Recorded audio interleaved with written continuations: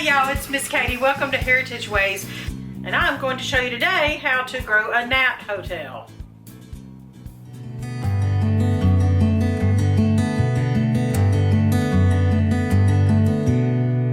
Alright, ladies and gentlemen, there are plenty of people out there on the World Wide Web and on YouTube, some of whom are my dear friends, like Mary from Mary's Nest, and Vickie from Vickie's Country Home, and the list goes on and on. Stacy from Off Grid with Doug and Stacy.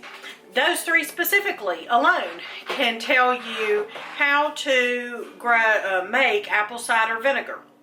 Christina with Our Wood Home, she's another one, and she has a great video. A lot of my friends out there, my real life friends, have great videos on how to make apple cider vinegar. Okay, well, I apparently got too big for my britches, and I thought that I knew how to do it, and I have made a mess. So I'm here today to tell you what not to do so that you don't make the same mistakes that I have. So over here in this little corner, I have my ferments. This is my whole ferment area here. But anyway, I have got 2 jars of scobies. I'm going to be working on that today to make some more kombucha. And then I've got 2 jars of what I thought I was making was apple cider vinegar. So let me show you what's going on and the mistakes that I've made. I've heard it was super easy to do, and I'm sure it is. I mean, I know it is, but here's what happened.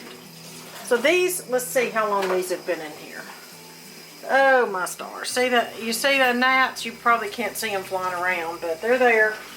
Little Miss Homemaker's behind me washing dishes, so that's what the noise you hear.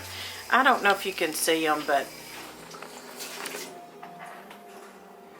can you see? Yeah, you can see them. You can see them. All right, as you can see from my notes, I made notes. So on October 31st, I did a ½ gallon of apple scraps. And they're organic local apples, mixed with 5 cups of water and 4 tablespoons of honey plus 1 tablespoon of cane sugar. Research told me that I needed a tablespoon of sugar to every cup of water. All right, and it said pour over the apple scraps, use cheesecloth to cover, and keep warm. I did not read anything about stirring because that was my fault. I didn't go to my friend Mary at Mary's Nest video to make sure I was doing it right, apparently. Let's see, about 7 days later, I had white mold, which was gross. I removed that. On the 11th, I had green mold, which was gross. I removed that, but I kept going, and I thought, you know, I am going to just use this to clean because I'm not going to consume it at this point because of the mold, but surely I could use it to clean. I kept going, and I covered it with cabbage to submerge the apples. Covered it with a cabbage leaf. Then on the 11th, I started a second batch. 8 cups of water over my scraps, heated with the 8 tablespoons of cane sugar to, I heated the water to melt the sugar is what that was. And then I let the water cool to put it over the apple scrap. Okay, I've got terrible issues here. Not only do I have gnats, I've got mold out the wazoo. Okay, yeah.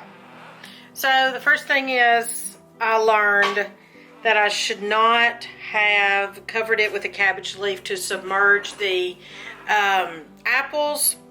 And Mary, my friend, my dear friend from Mary's Nest, she goes into great detail and a thorough explanation of why you should not put something on top of the apples to weight it down or submerge it. Now, I will say it's quite effervescent and seems to be fermented, having turned into apple cider vinegar.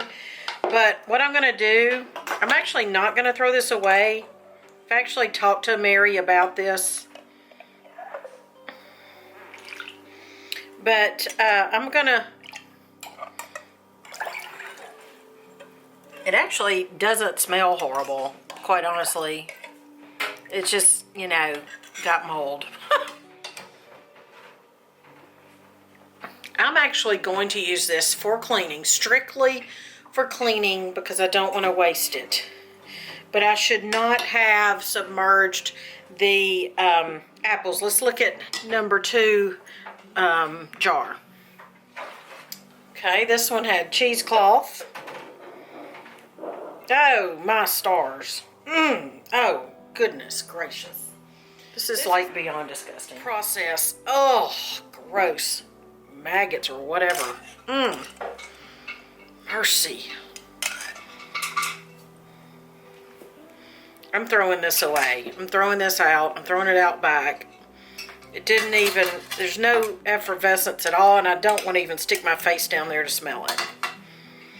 What I didn't do here is I did cover it, which I should not have submerged, because the apples could not get the things in the air that they needed to get. Also, I did not stir it. Mary tells us that we need to stir it. She uses a chopstick.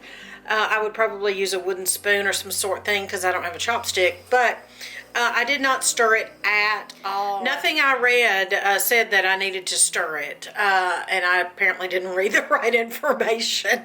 So those are my 2 primary mistakes. This is going to the garbage here in a minute as soon as I get done. This is going to the garbage. Let me cover it back up until I can get outside with it. I'm going to throw it out back. One more thing that I learned from Mary at Mary's Nest is she doesn't use the seeds and stems. So I asked her why, and she said the stems is just a preference. She just takes them out because they don't add anything or whatever. The seeds have arsenic, which I did not know. So that must be why you're not supposed to feed apple seeds to chickens. I have heard that. But the seeds I did include. Now, she said if they haven't been crushed or split or cut, then she doesn't worry about it. But typically, if she sees the seeds when she's cutting the apples, she will take the seeds out.